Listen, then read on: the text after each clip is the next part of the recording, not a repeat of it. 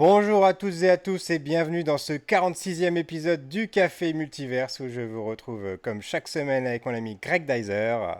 Salut Pierre, comment ça va? Ça va bien et toi? Et cette Bon, semaine... écoute, Oh bah tiens, tu me très bien. réponds pour une fois? Mais je réponds toujours, c'est juste que mon micro était pas branché Ah d'habitude. bah voilà, c'est pour ça. Et on vous retrouve cette semaine avec l'auteur de bande dessinée Saïd Sassine. Bonjour Saïd. Salut, Salut Saïd, comment ça va? ça va très bien. Merci pour votre invitation, les amis. En Ah tout cas, ça me bah, fait Bah, merci ça extrêmement me beaucoup fait plaisir d'être d'être très parmi parmi vous. plaisir. nous. Et aujourd'hui, on va parler d'animation. On n'en parle pas souvent dans l'émission, mais ça nous arrive. Ce sera pour parler du film Dragon Ball Super, Super Héros. Ça fait beaucoup de super pour un seul titre quand même.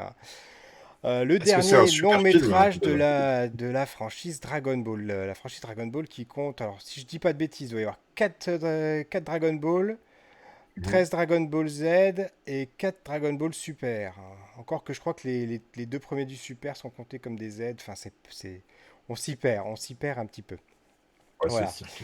Donc je rappelle le principe de l'émission. Nous avons vu évidemment tous les trois ce film, mais nous ne savons pas ce que les uns et les autres en ont pensé. Est-ce qu'on a aimé, est-ce qu'on n'a pas aimé, est-ce que c'est super, est-ce qu'on a envie d'y retourner, est-ce qu'on a envie de se torcher avec. Voilà. Carrément.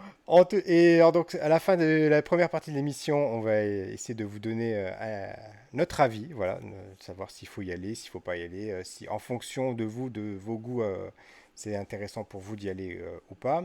Et dans la deuxième partie de l'émission, on va parler de spoilers, on va rentrer vraiment dans les spoilers de l'émission et on va vraiment rentrer dans les détails. Voilà. Mais avant toute chose, et comme la tradition le veut dans cette émission, nous allons nous présenter. Saïd, peux-tu nous dire qui tu es, ce que tu fais dans la vie, s'il te plaît? Eh bien, moi, je suis auteur de bande dessinée aux éditions Glénat. Entre autres, j'ai travaillé également pour Ankama il y a quelques années sur la célèbre série Wakfu. J'ai donc dessiné le manga papier en noir et blanc. Et puis après, j'ai basculé donc chez Glénat, où j'ai fait ma série Bonbons Super en 2 épisodes. Et aujourd'hui, nous nous apprêtons à signer donc une nouvelle série du nom de Apocalypse avec Romain Pujol. Voilà. Apocalypse, tout un programme. Et toi, Et Greg donc oui, Dyser? bonjour Saïd, hein. Moi je tenais à t'inviter sur un sujet comme celui-ci parce que j'ai vraiment, je suis ton travail de près. En fait, je crois que tu fais un peu ce que j'aimerais faire finalement sur les réseaux, c'est-à-dire plein de fan art Dragon Ball, Senseiya, enfin on est vraiment dans le même, je pense qu'on a aimé les mêmes choses plus jeunes.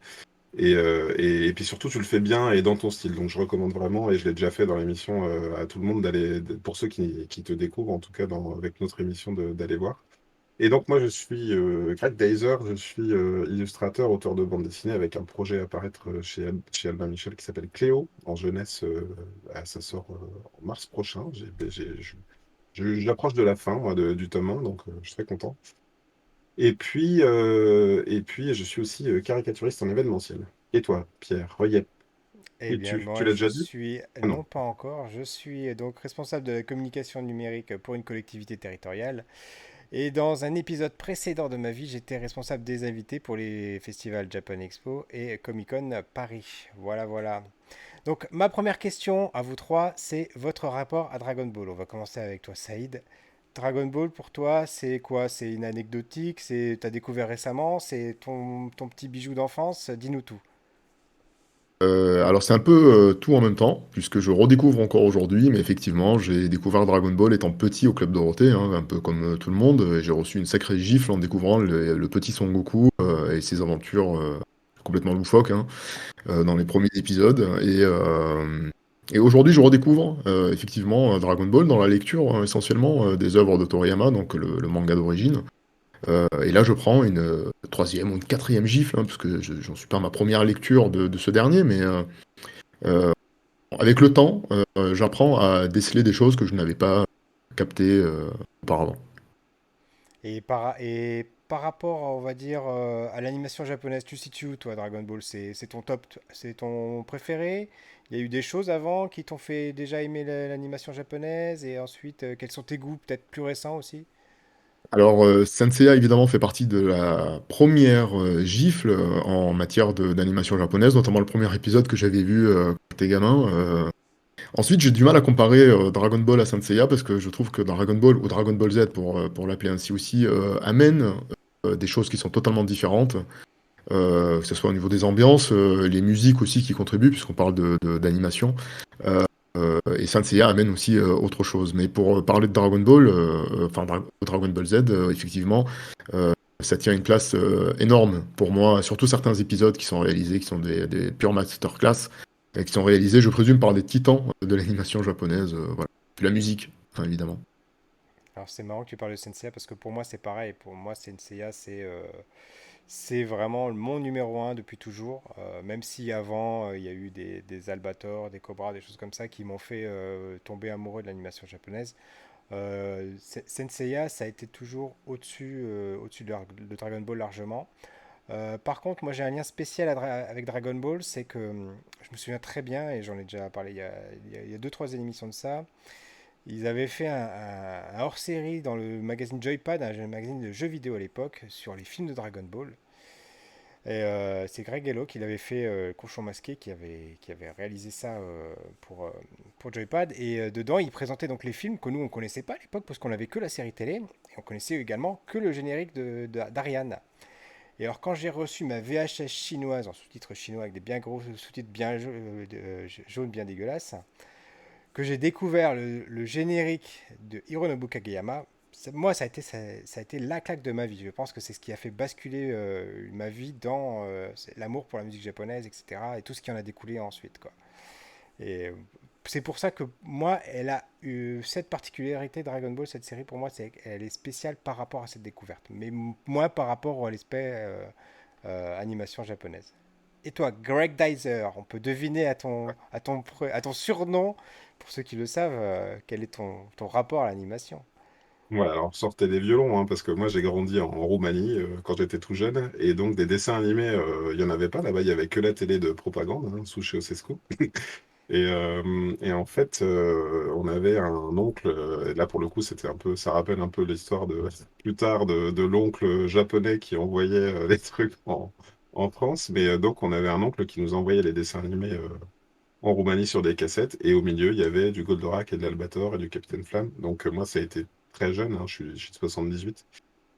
Très jeune, j'ai été bercé à ça. J'ai découvert plus tard que c'était pas franchement pour les tout petits, mais en tout cas, c'est ce que je voyais au milieu de Scooby-Doo et d'autres Disney et des trucs comme ça.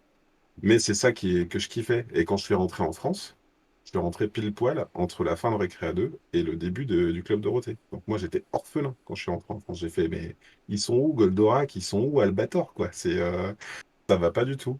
Sauf que peu de temps après, donc il y a effectivement eu Albator 84 à mon retour, et puis le Club Dorothée, hein, comme tout le monde. Mais dans un deuxième temps, et là tu étais aux premières loges, hein, parce que Pierre et moi, Saïd, on s'est connus dans un vidéoclub.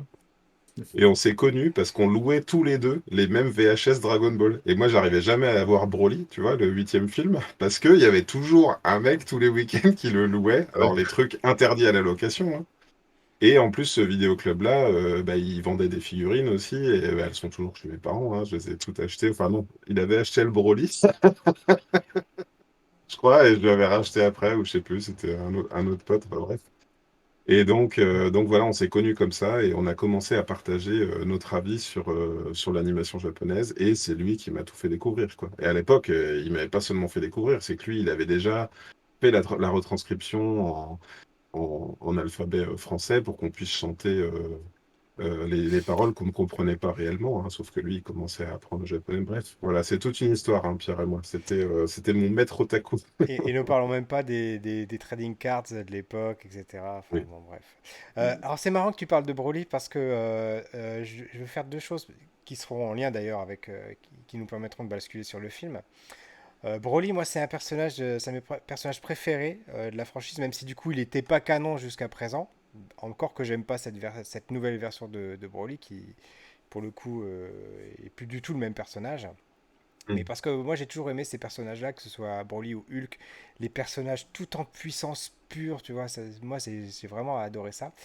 Et j'avais pas encore vu donc du coup la bande-annonce de Dragon Ball Super Héros, mais j'ai vu dans la bande-annonce qui montre Broly, et qu'en fait, Ok. bon bah je suis désolé de vous spoiler parce qu'on n'est pas censé vous divulgacher ça, mais ne vous attendez pas à voir Broly dans le film. Enfin on le voit 5 minutes, mais c'est tout, quoi. Il fait Mm. pas partie du film. Le film ne tourne pas autour de Broly du tout, ni autour de Sangoku et Vegeta. Ils sont là parce qu'il faut les montrer à un moment donné, il faut vendre des figurines, il faut rappeler qu'ils sont là, mais c'est tout. Ce film ne tourne pas autour de ça. Voilà.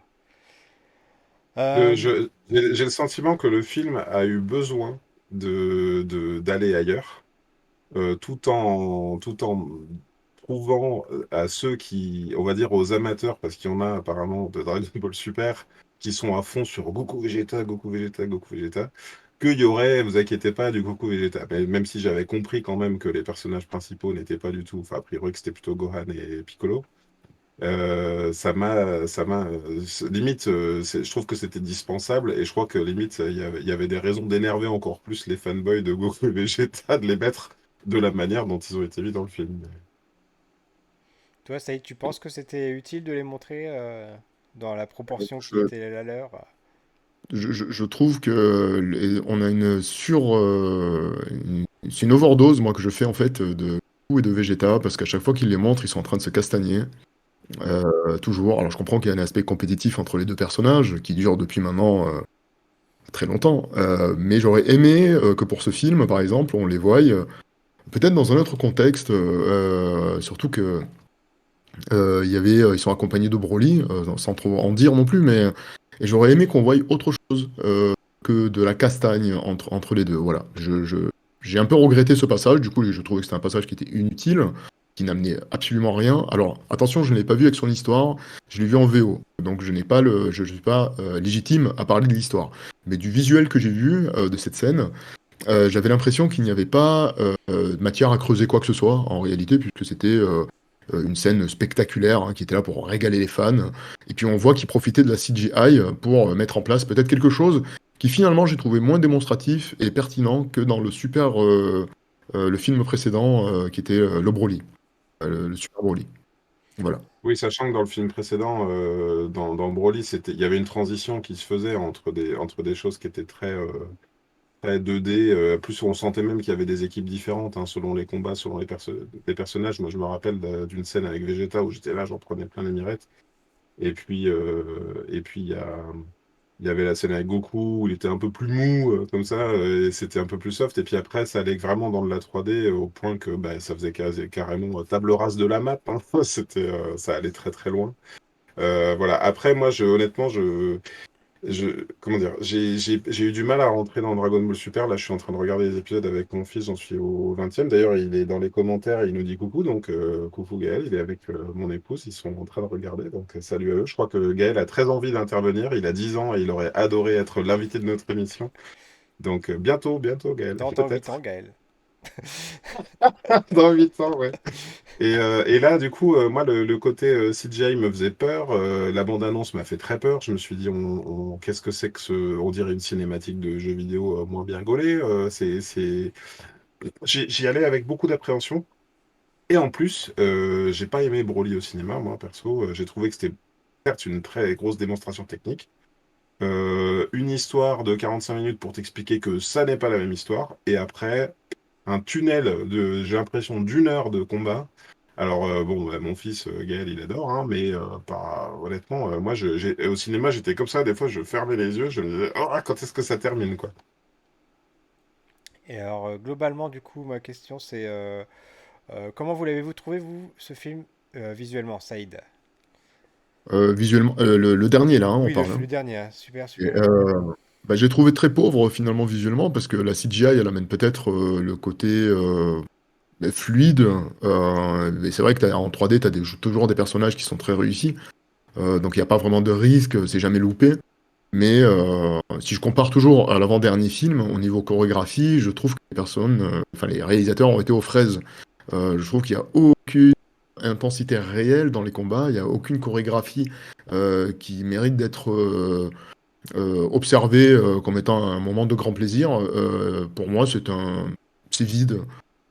Voilà, c'est tout ce que je peux dire. Après, c'est joli, bien sûr que ça m'a laissé une trace. Une fois que j'ai arrêté le film, je me suis dit, tiens, il y a quelque chose qui est resté quand même. Il y a une ambiance, il y a une atmosphère, etc. Mais pour moi, c'est bâclé. Voilà, les décors sont extrêmement horribles. Les explosions, les effets de poussière, etc. C'est vraiment, ça pique les yeux, quoi. Et c'est loin de l'intelligence de la CGI qu'ils avaient eu, par exemple, sur Beastars, hein, qui est une série sur Netflix. qui est moins justement fluide en matière d'animation.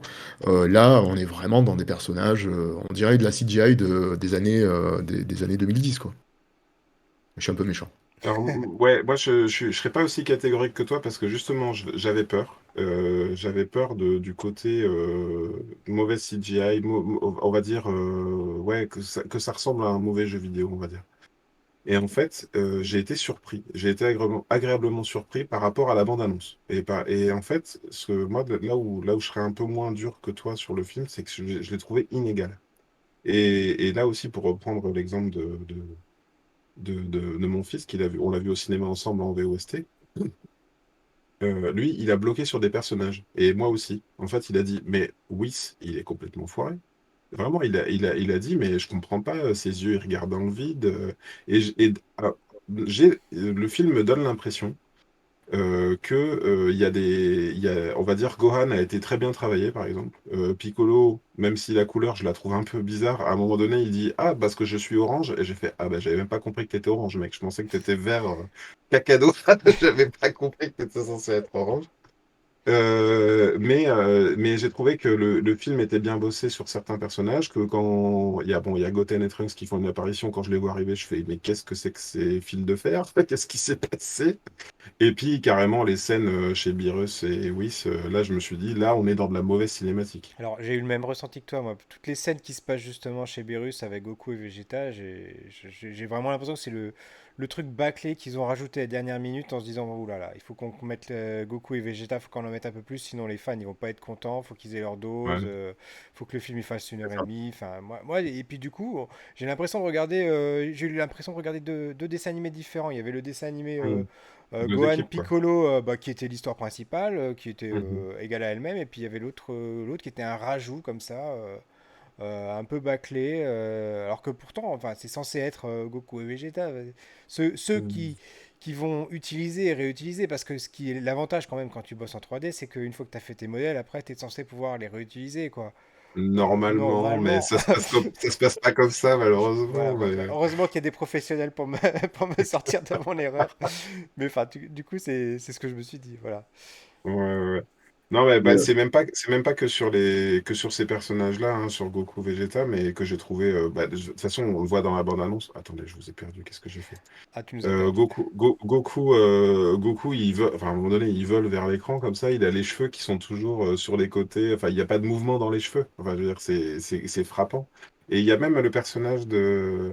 Je pense qu'on peut peut-être en parler et rentrer un petit peu dans le sujet de l'histoire, si vous êtes d'accord. Oui, vas-y, raconte-nous On le a, pitch comme tu sais si bien le faire. alors, juste avant, voilà, pour moi, dans les personnages principaux, il y en a un il y a le descendant de Red, hein, le général du Red Ribbon. Du ruban rouge. Pareil, lui, on a l'impression qu'il a le contour des yeux flous au cinéma. Voilà, bref, techniquement, j'ai trouvé ça super inégal. Mais pour autant, tout n'est pas à jeter. J'ai trouvé, voilà. J'ai même par moments carrément oublié la 3D, pour tout vous dire. ah, je suis Gaël, d'accord avec toi Alors, quand tu dis que tout n'est pas à jeter, hein. Je suis d'accord là-dessus. Gaël nous dit que Piccolo en orange, on va l'appeler Piccolo Orange. C'est pas mal. alors, Donc oui, alors pour vous raconter un petit peu le film, pour ceux qui ne l'ont pas encore vu, on a, grosso modo, ça démarre avec pareil, c'est ça aussi, on se prend une démo technique d'animation 2D au début du film, où on se dit, si tout le film était comme ça, quand même, on en hmm. prendrait plein la tête de toutes les aventures de Goku contre le Red Ribbon et puis contre tous ses ennemis. D'ailleurs, avec une petite imprécision sur Goku contre... C'est encore Goku qui aurait vaincu les cyborgs. J'ai pas trop compris pourquoi ils en parlaient comme ça. Et puis après, on rentre dans le sujet. On a donc le descendant du général Red, du Red Ribbon, finalement, il a un descendant lui aussi. On pensait qu'il n'y avait plus personne, mais il y a lui qui fait sortir de prison le descendant du docteur Gero.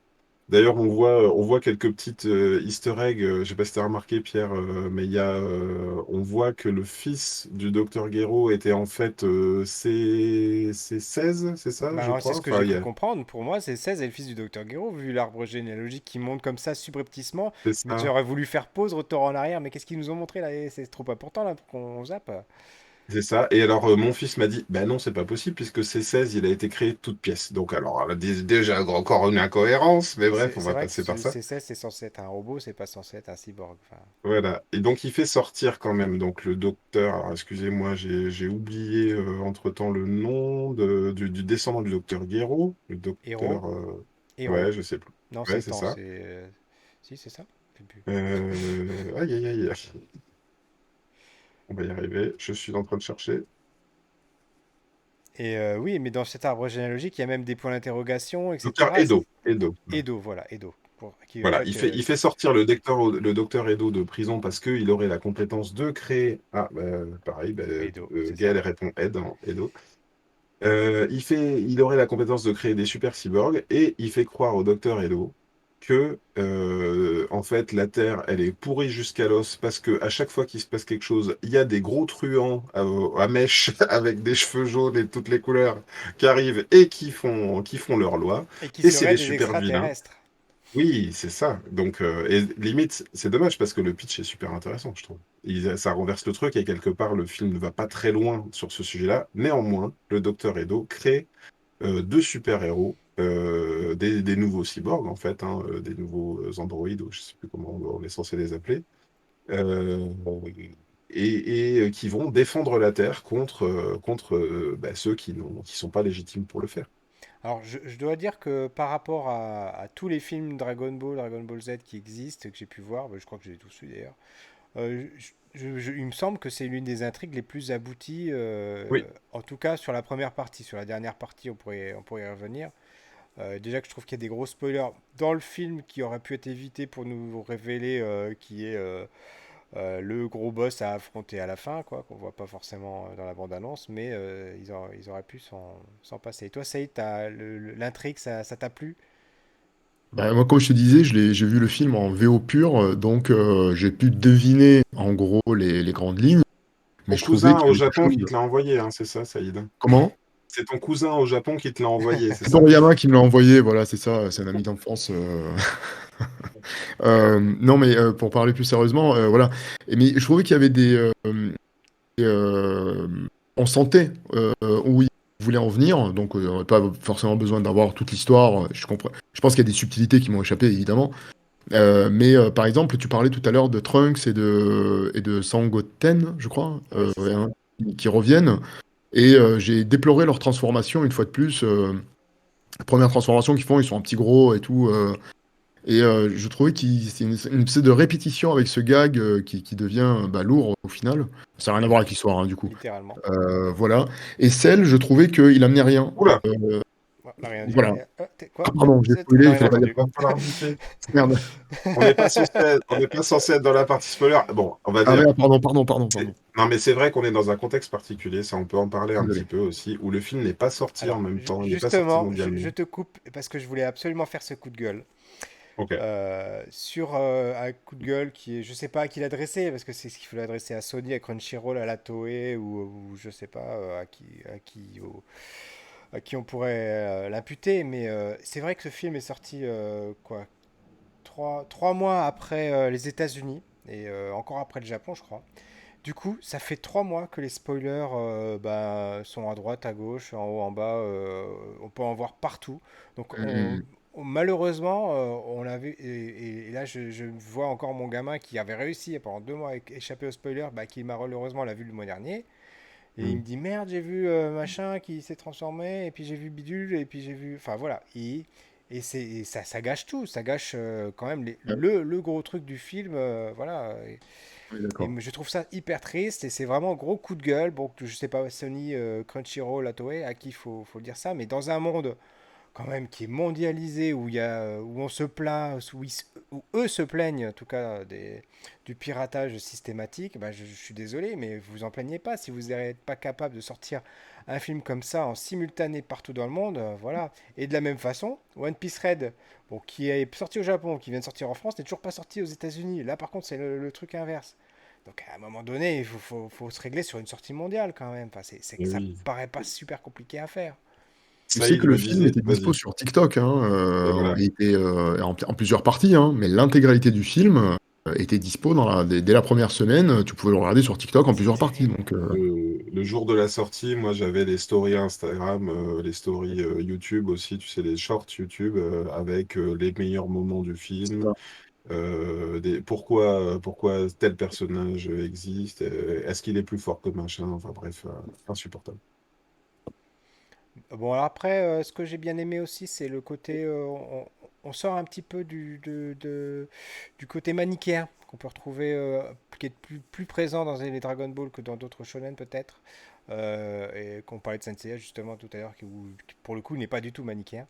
Et là, on se retrouve avec des antagonistes qui s'interrogent sur leur positionnement, et voilà. Et ça, j'ai trouvé que c'était intéressant, quoi, sans trop à nouveau essayer de spoiler, mais j'ai bien aimé cette approche. Mais ce qui m'a le plus plu dans le film, et là vous me direz ce que vous en avez pensé, c'est que j'ai trouvé que c'était pas un film Dragon Ball Z. En tout cas, dans la première partie, pour moi, c'était un film Dragon Ball. Pas même pas Super ni Z, c'était Dragon Ball.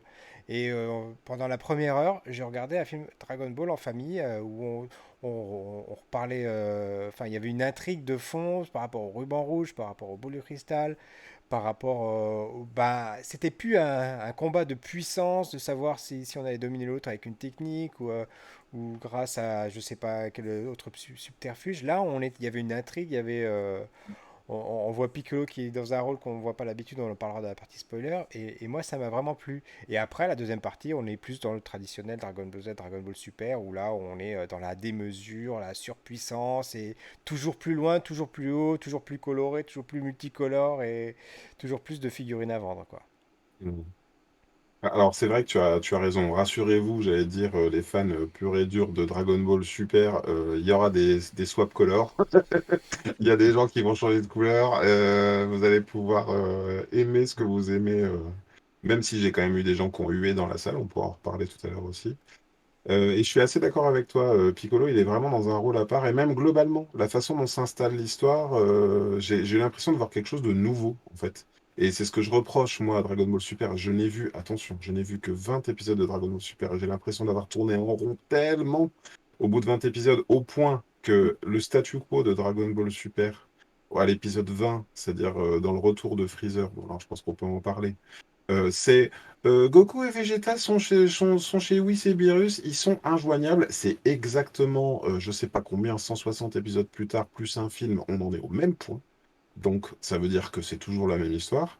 Mais justement, là, on s'attache avec des protagonistes différents. Et effectivement, Piccolo, là, bah, on le voit dans la bande-annonce, à un moment donné, il se camoufle carrément, hein, Et quelque part, on retrouve un côté enquête que j'aimais beaucoup dans les cyborgs, moi, à l'époque des cyborgs dans Dragon Ball Z. C'est-à-dire, attends, mais une fois qu'on les voit plus, une fois ils sont où? Et elle est où sa base? Et comment on fait pour le... Voilà. Et bien là, j'ai bien aimé ça, le côté infiltration un petit peu. Et voilà, ça m'a plu. Et toi, Saïd? oui, je suis entièrement d'accord avec vous sur le fait que le film sort un peu de sa zone de confort. Et ça, c'est vraiment un des aspects positifs de ce film, c'est qu'ils vont nous proposer quelque chose qu'on n'a pas encore vu. Donc, le fait qu'ils mettent en avant Sangwan et Piccolo, c'était vraiment le coup de génie du film. Et je pense qu'ils auraient même dû le faire plus tôt. Donc ça, c'est Oui. bien. Ouais, Il semble que effectivement. ce soit le gros défaut de Dragon Ball Super, parce qu'effectivement, Dragon Ball Super revient au duo Goku et Vegeta. On parle pas mal du joueur du grenier. Là, j'ai vu une réaction pertinente là-dessus aussi. Il dit qu'en fait, ce qui a imprimé Dragon Ball Super, c'est la mauvaise fin de Dragon Ball. En fait, de Dragon Ball Z, c'est-à-dire le retour, alors qu'on avait préparé un Gohan surcheaté, qui s'était préparé et tout, qui devait finir bout. On a préparé le retour de Goku et Vegeta qui fusionnent et la surenchère de super pouvoirs. Et finalement, on arrête, pour que ça fasse plaisir aux fanboys, on arrête. Et du coup, Dragon Ball Super, pendant des épisodes, pendant des centaines d'épisodes, a gardé cette dynamique-là. Et là, effectivement, ce film-là revient, recentre sur un autre protagoniste. Ça aurait pu être quelqu'un d'autre, hein, ça aurait pu être même... Moi, c'est ce que je reproche finalement. Pourquoi il n'y a pas du nouveau? Quand est-ce qu'il y a un nouveau protagoniste comme Trunks du futur? Parce qu'ils ont même ramené Trunks du futur dans Dragon Ball Super. Quand est-ce qu'il y a un nouveau héros, entre guillemets, qui arrive, quoi? Je sais pas, ça peut être Pan, hein, ça peut être, tu vois, quelque part dans Dragon Ball GT, ils avaient une nouvelle dynamique.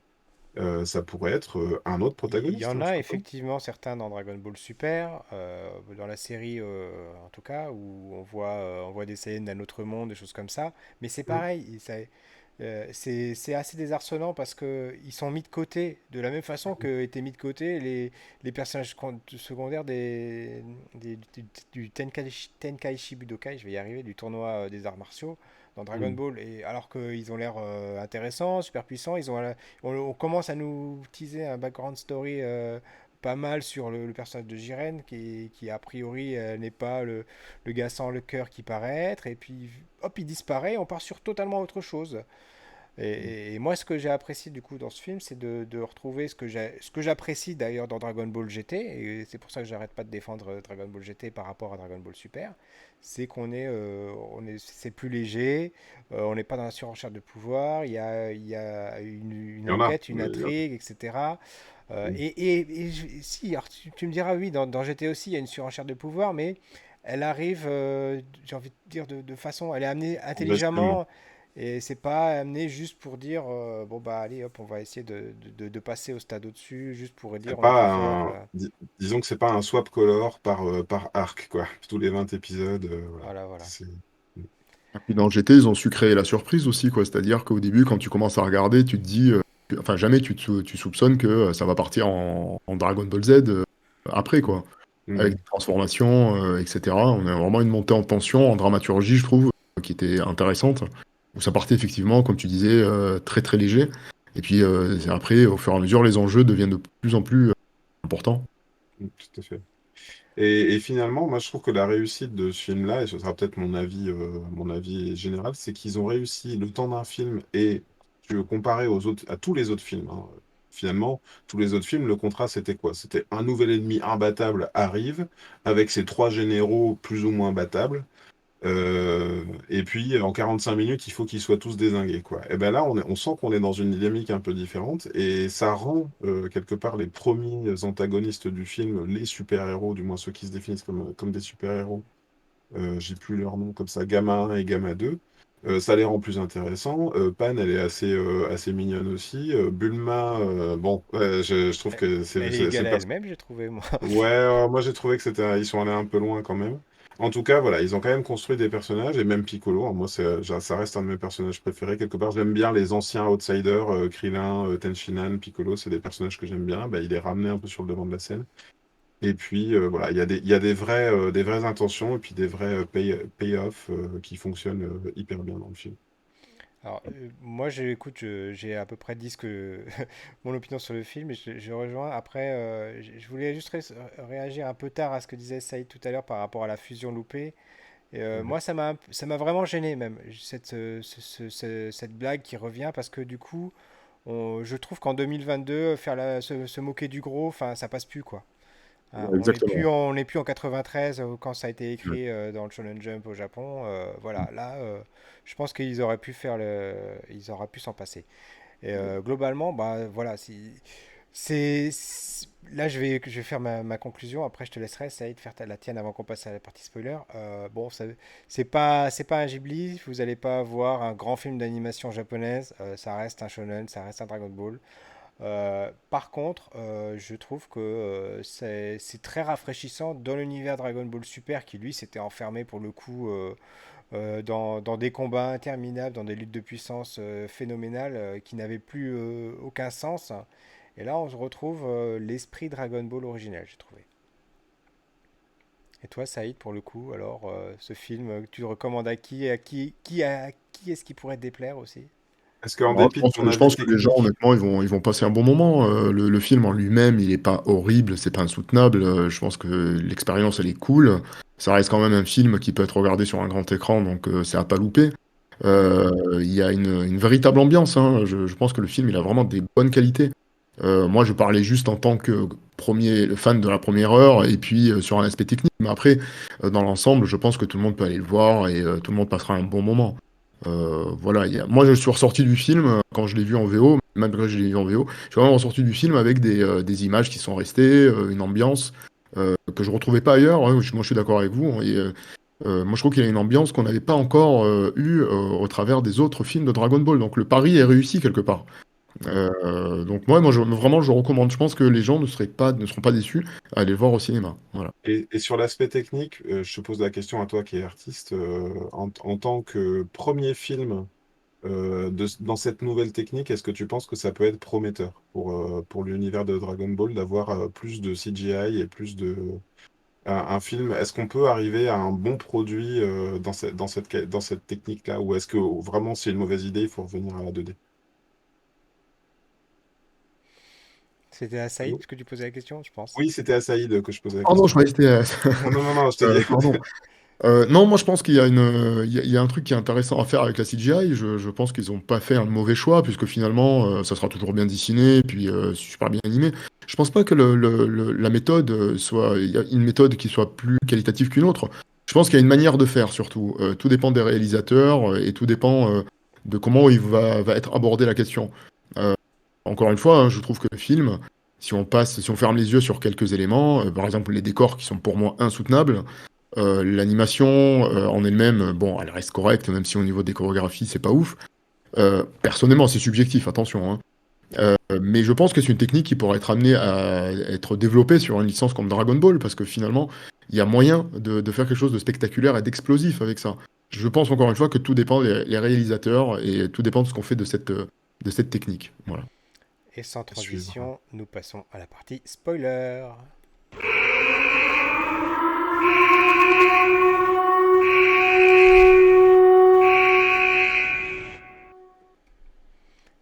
Et nous revoilà. Et donc on voit Cell. Voilà, on spoil. C'est Va la partie falloir rajouter spoiler. un bip sonore, hein, Pierre, sur le Non, début non, de non, non, non. l'émission. Ah si. Et donc on voit Cell. Mais bon, en même temps, eux dans le film déjà ils nous spoilent. Je trouve que ça arrive beaucoup trop tôt dans le film. Oui, ils le disent Ils tout de auraient pu suite. parler du projet C ou de n'importe quoi. Et même bon, si forcément on le devine, parce que qui dit de Cyborg dit Dr. Gero dit Cell, bon, on se doute qu'à un moment donné il va revenir. Mais il se trouve quand même que ça arrive beaucoup trop tôt dans le film. Ils en parlent beaucoup trop tôt. Pour autant, ils sont pas allés jusqu'à ce que je m'imaginais, parce que je me suis dit, tiens, c'est marrant, il y a deux cyborgs Ouais. identiques, ou quasiment identiques, et il y a un Cell dans un... Je m'attendais pas déjà à un Cell géant, alors c'est vrai que c'est Cell Max, ils en parlent très tôt. Et finalement, il s'est pas passé ce à quoi je m'attendais, c'est-à-dire finalement Une des cyborgs absorption, ouais. qui n'auraient été créés que pour être absorbés par un perfect, pour faire un perfect cell. Là, on était dans une sorte d'hybride entre le cell deuxième. Alors attends, dans les commentaires, il y a Gaël qui me dit, moi je l'ai trouvé génial, j'ai adoré le style et certains décors étaient magnifiques. Il dit, j'ai envie de le revoir vite. Donc c'est ça aussi, hein, on est peut-être pas tout à fait la cible du film, hein.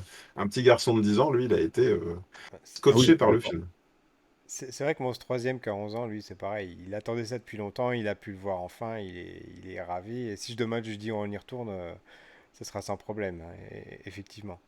Dans les spoilers, donc encore deux transformations. Saïd, toi, les transformations, c'est des transformations de trop là encore ou ça se justifie ou qu'est-ce que t'en as pensé, Piccolo et Sangohan? Moi, hein. Oui, oui, c'était toi, Saïd. Ah oui. Euh, Moi, j'y crois plus, moi, ces histoires de transformation, parce que je pense que pour les enfants, effectivement, ça passera toujours impeccable, mais moi, j'y crois plus parce que, tu vois, le fait que, on est dans la partie spoiler, là, je peux y aller, Oui, hein. oui, tu peux y Oui, tu peux aller, y aller, lâche-toi. tu Bon. peux tout dire. Le fait que Piccolo, on le voit justement en difficulté, je présume qu'il meurt, hein, parce que c'est comme ça, c'est ça qui fait que Sangohan se transforme. Euh, Moi, j'y Il crois meurt plus. pas tout à fait, ouais, Ouais, Oui, enfin, oui. il bon, revient. voilà, c'est le truc, c'est l'argument qui fait que ils vont justifier la nouvelle avec laquelle ils vont justifier la nouvelle transformation de Gohan. Mais moi, j'y crois plus, et puis on n'a pas la même intensité que quand il s'est transformé face à Cell la première fois. Donc c'est vrai que le challenge était dur à relever, hein, je pense pour eux, parce que c'était tellement mythique cette scène où la première fois il se transforme avec la métaphore de l'oiseau, l'autre il se fait écraser sa tête. Enfin, tu vois, t'as un truc qui était vraiment excellent en émotion. Et là, moi, j'ai rien ressenti, quoi. Et de la Absolument même rien. façon que toi, moi je me suis dit, ils vont le tuer, et puis au moment où il va mourir, on aura vu qu'il aura lâché un œuf au dernier moment, qui redeviendra un Piccolo comme il l'avait fait à l'époque dans Dragon Ah, Ball. Tu vois, je me suis dit, ça aurait pu mettre un vrai enjeu. Genre, ils ont tué Piccolo, enfin. Enfin, tu vois, enfin, je me Hmm. dis, je veux dire. Encore qu'ils ont les Dragon Ball, donc ils peuvent toujours le ressusciter. Enfin, ils attendaient un an, C'est, et voilà. je crois que c'est le problème, hein, tu sais, de Dragon Ball. C'est qu'une fois que tout le monde est ressuscité et que tout le monde est ressuscitable à l'infini, puisqu'il y a des boules sur Namek et des Et boules celle sur de Terre qui sont l'espace, et. complémentaires, du coup, tuer quelqu'un n'est plus, tu peux plus tuer quelqu'un dans Dragon Ball, hein. C'est malheureux. Cependant, je sais pas si vous vous rappelez de comment Piccolo meurt dans Dragon Ball GT. Là, c'est Non, pas du spoiler. tout. Alors, c'est un gros spoiler. En fait, Piccolo, va être détruite, mais plus parce qu'elle est complètement irrécupérable, quoi. Et en fait, Piccolo décide de rester en tant qu'ancien très haut, comme un capitaine sur son bateau. Et là, pour le coup, c'était une mort importante qui ça m'avait vraiment ému et ça m'avait fait mal au cœur presque. Le côté, moi, je peux, enfin, il pouvait pas accepter finalement que la Terre soit détruite cette fois. Là, par contre, pour revenir sur les transformations du film, j'ai trouvé, je sais pas ce que vous en avez pensé. En fait, pour moi, le scénariste du film, c'est Piccolo. C'est-à-dire que c'est lui qui fait tout, c'est lui qui va, il voit l'intrigue et quelque part à la fin, alors c'est certes c'est un melting pot entre je vais le contenir un peu comme Goku a tenu Raditz. Parce qu'il y a de ça, un peu, il dit non, mais je vais le tenir. Et finalement, c'est pas ça qui se passe, il n'arrive pas à le maintenir une fois qu'il est géant. Il se fait tuer, ou en tout cas, il passe pour mort, et limite, on a l'impression que c'était son plan depuis le début. Écoute, je vais me sacrifier, comme ça, Gohan, il va s'énerver.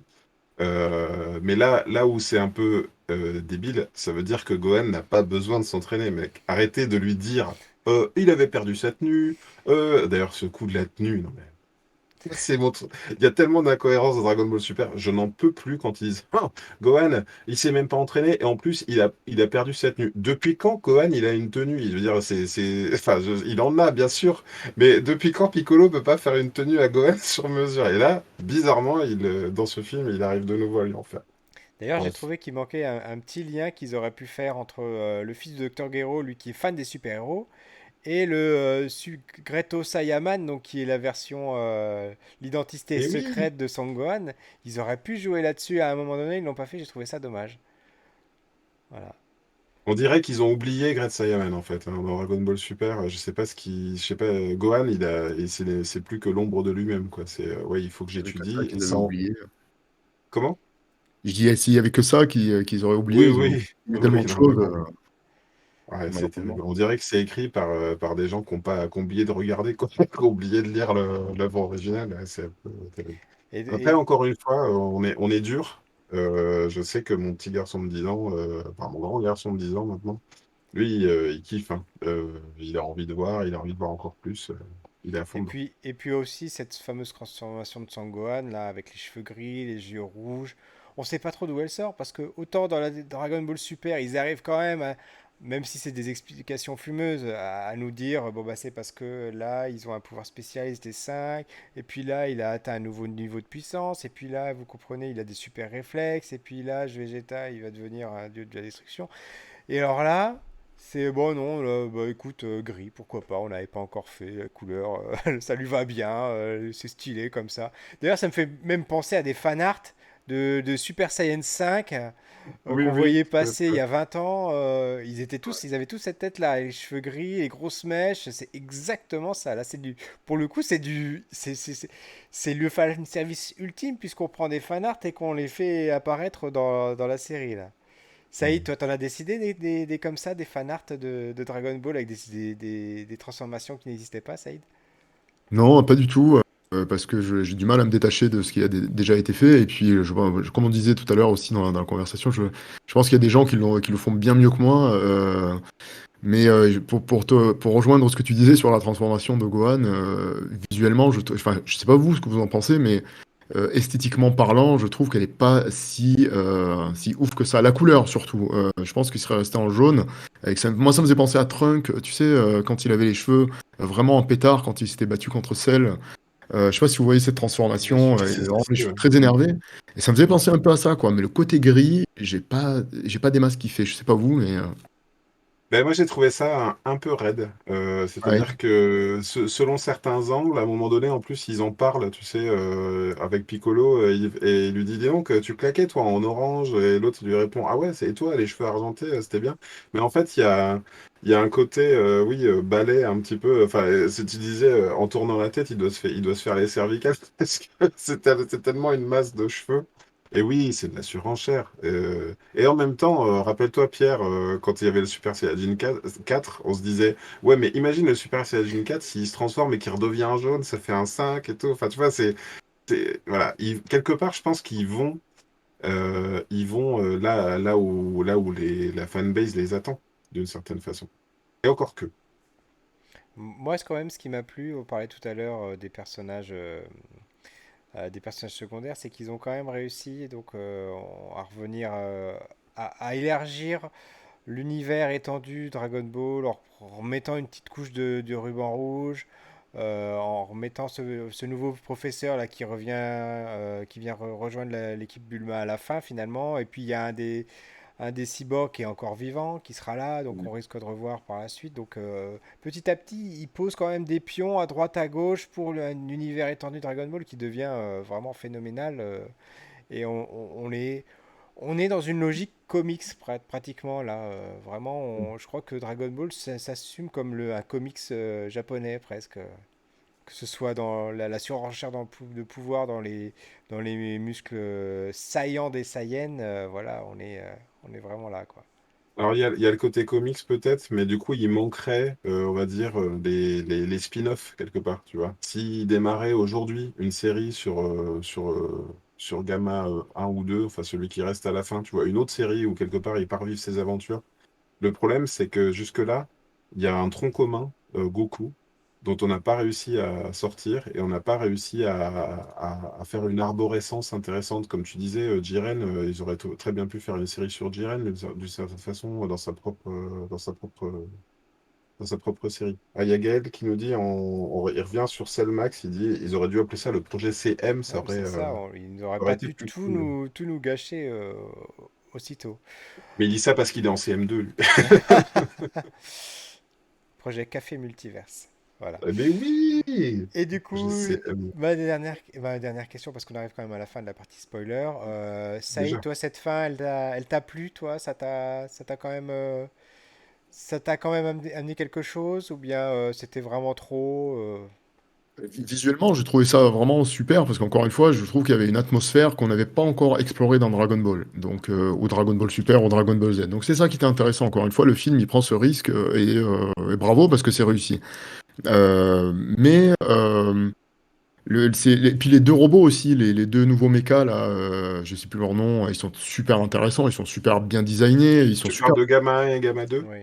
Oui, c'est ça, ils sont Ouais, super bien utilisés, donc c'est oui. cool, et ça fait partie des bonnes surprises de cette fin, euh, Oui. puisqu'elle est, voilà, moi ça m'a touché en tout cas, même si j'ai vu que le film en VO, mais ça m'a touché de voir qu'il y en avait un des deux qui disparaissait, et non, non, mais vraiment la fin, j'ai trouvé cool.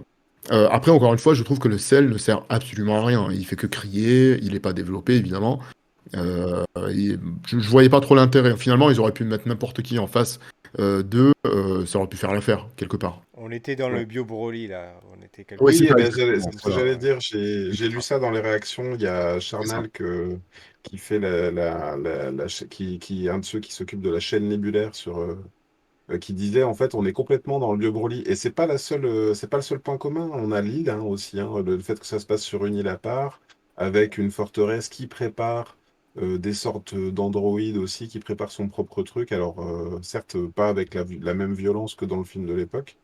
Et puis aussi par le fait que c'est pas sur Goten et Trunks, sur des plus jeunes, hein, la transition n'est pas faite. On revient quand même à des acquis, parce que finalement, ben, on revient quand même à du Gohan, c'est-à-dire que certes, on n'est plus sur du Goku Vegeta, mais on revient sur une autre. Ils auront tout refait quelque part dans Dragon Ball Super. Qu'est-ce que c'est la prochaine? Peut-être qu'il va y avoir à nouveau un bout. Alors je sais même pas si ça n'a pas été déjà fait dans Dragon Ball Super, mais là, on est quand même dans une nouvelle redite, une redite différente, mais une redite quand même. Et là où j'aurais un regret quand même, moi, par rapport au film, c'est par rapport au pitch d'origine, c'est-à-dire Regarde comme le film se termine avec bon bah ça y est, ils se tapent dans la main, à la fin ils se disent bon bah finalement vous êtes quand même des bons gars. Toi aussi t'es un bon gars, finalement t'es un vrai super-héros et puis ton frère ou enfin l'autre gamma qui s'est sacrifié, eh ben, c'était un bon gars aussi. Ouais, super. Et pourquoi? Moi, je me dis, mais où est la police en fait?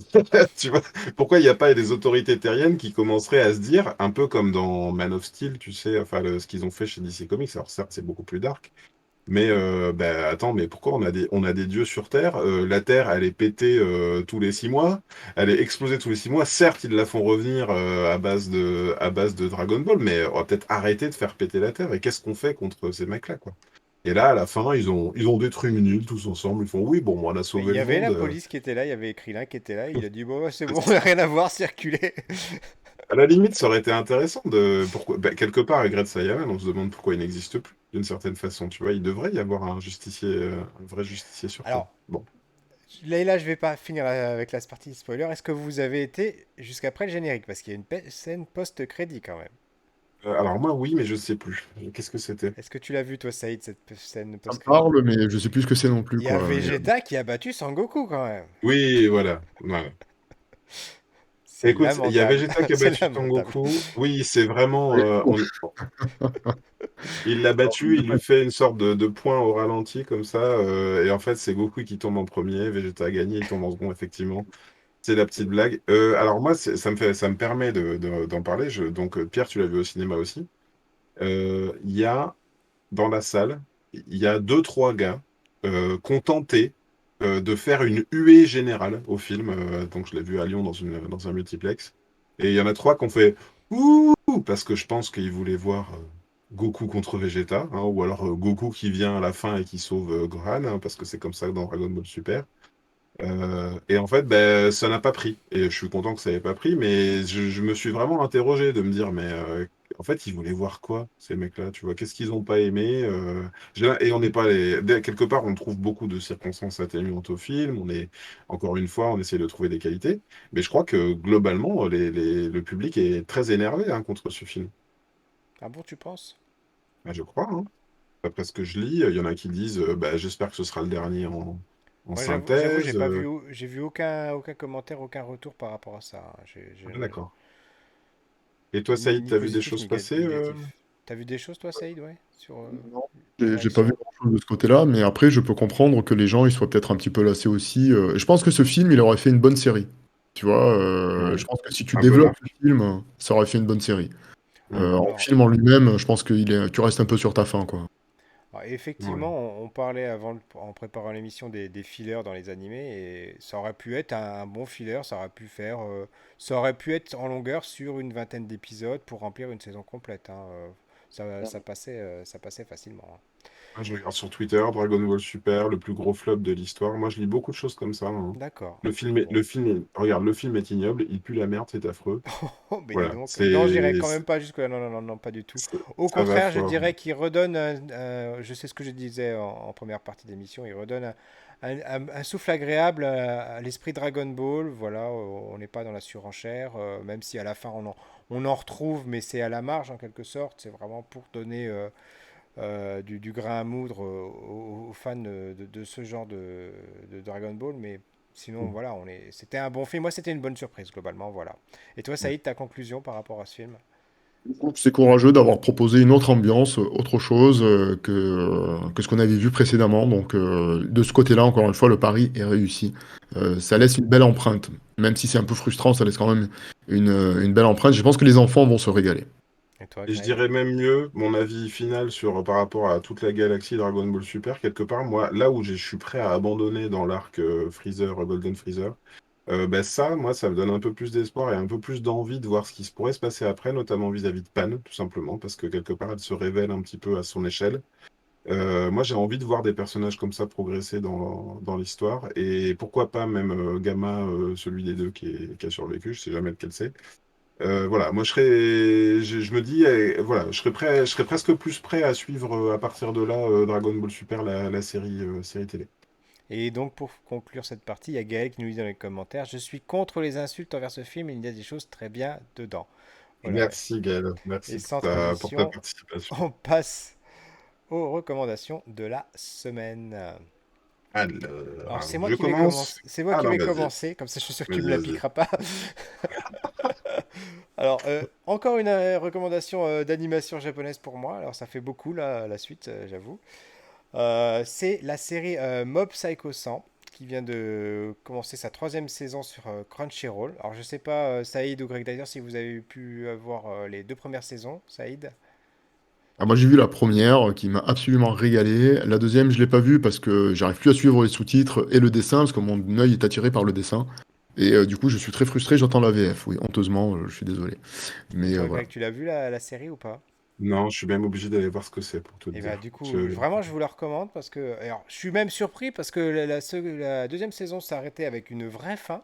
Pour le coup, c'était une fin très satisfaisante qui aurait pu s'arrêter là. Donc je sais pas vers quoi ils vont nous emmener pour cette troisième saison, mais je leur fais quand même confiance parce que c'est une série qui est très bien écrite, qui est intelligente, qui est aussi un petit peu en toile de fond une satire de la société japonaise. Et voilà, rien que pour ça, allez-y, foncez la voir. C'est un petit régal, il y a un petit mélange, un peu One Punch Man quelque part aussi dans ce super-héros, enfin dans ce héros qui est très très fort. Voilà, j'en dis pas plus, mais allez la voir, allez voir Mob Psycho 100 sur Crunchyroll. Voilà. Crunchyroll. Ok. Et toi, Saïd, ta recommandation de la semaine? Est-ce que tu en as une? Alors moi, j'ai revu récemment, là, j'ai revu L'œuf de l'ange de Mamoru Oshii. C'est un très vieux film, animation, hein, donc. Bah, je vous le recommande. Voilà, allez jeter un œil sur cette petite pépite si vous connaissez pas L'œuf de l'ange de Mamoru Oshii. Voilà. Qu'il Très est bien, très bien. visible sur une plateforme, du coup, Alors Ah je non, moi sais parce je que l'ai, pas. je l'ai acheté, j'ai acheté le Blu-ray, donc j'ai pas de, d'accord. il est sur aucune plateforme à ma On connaissance. cherchera, on vous le mettra le lien dans la description si on le trouve. Voilà, voilà. Super. Et Et toi, moi, comme Greg? d'habitude, je vais vous faire une recommandation qui n'a rien à voir avec le café multiverse. Purée. Parce que, va savoir pourquoi, Netflix m'a proposé Code Marie, Marie Kondo. Vous connaissez peut-être Oui, oui. cette adepte du rangement. On me l'avait présenté comme une personne qui avait plein de techniques de rangement. Eh ben, en fait, c'était de jeter toutes ses affaires personnelles. Voilà, on m'avait dit là, c'était pas la peine d'acheter son bouquin parce que elle va te dire de tout jeter, tout ce que t'aimes, tes figurines, tes livres, tes machins, du moment que, parce que si tu les as pas lus dans le mois dernier, ça sert à rien de les garder. Et en fait, c'est pas du tout ça, l'approche de l'émission en tout cas, parce que c'est quand même un format télé-réalité, hein. Je dois dire que il m'arrive de regarder des trucs sur des personnes qui rangent, hein, chez les autres. Moi, ça m'arrive parce que ça me détend. Il se cache Chacun bien. son truc, hein. On ne juge pas, on n'est pas Chacun là son pour truc. juger. Sauf que, en fait, les quelques épisodes que j'ai vus sont assez variés. Notamment, à un moment donné, elle va chez une veuve ça se passe aux États-Unis, là, hein. C'est vraiment tourné très américain et tout. Et la veuve, bah, elle a toutes les affaires de son mari. Et donc, en fait, elle lui montre comment, à partir de quelques raisonnements pratiques, tu peux, en fait, t'es pas obligé d'être attaché exactement, mais plutôt essayer de garder ce qui est important et ce qui te fait du bien. Et tout le reste, ben, soit être capable de le ranger dans des boîtes à souvenirs, soit être capable de s'en séparer. Et ben, j'ai trouvé que le programme était très très bien fait. Et voilà. Du coup, c'est pas trop la came de l'émission, mais je recommande cependant quand même. Mais c'est la magie du multivers, justement. C'est Mais de oui, pouvoir tout proposer, voilà. En- peut-être que Marie Kondo devrait aller faire un peu de rangement chez Toei Animation. Oui, là, Ça je crois pourrait, qu'il y a du ça boulot, leur là. ferait pas de mal. C'est un peu le bazar, effectivement. En tout cas, Saïd, merci beaucoup d'avoir fait cette émission Merci. avec nous. C'était un plaisir de te recevoir. Greg, je te Merci à vous J'espère de m'avoir invité. que Oui, vas-y. Saïd, t'as une sortie prochaine, c'est ça? Tu sais pas encore quand, mais ton prochain album, on pourra peut-être t'inviter pour en parler dans l'émission. Grand plaisir. Ça sera Apocalypse, mais c'est pas pour tout de suite, effectivement. Je pense que ce sera pour 2023, courant 2023. Mais on Donc, sera encore ouais. là en 2023, il n'y a pas de Oui, problème. je pense aussi, on sera tous là. Le rendez-vous est pris pour moi. Avec plaisir, avec grand plaisir. Très bien. Et moi, avec Greg Dyser, on vous donne rendez-vous la semaine prochaine pour parler de She-Hulk. Voilà. Voilà. Voilà. Et après, ben, on fera une petite pause pendant les vacances, hein, une petite pause bien méritée parce qu'on a un petit peu de mal à suivre le rythme avec nos grandes Avec toutes les familles, séries à regarder. nos grandes activités. Voilà, voilà. En tout cas, c'était super d'être en votre compagnie, les amis. Et puis, je vous dis à la semaine prochaine et à très bientôt, Saïd. Ciao, ciao! Bientôt, Saïd. Prenez soin de Salut! vous, bye bye, à bientôt. Ciao, ciao.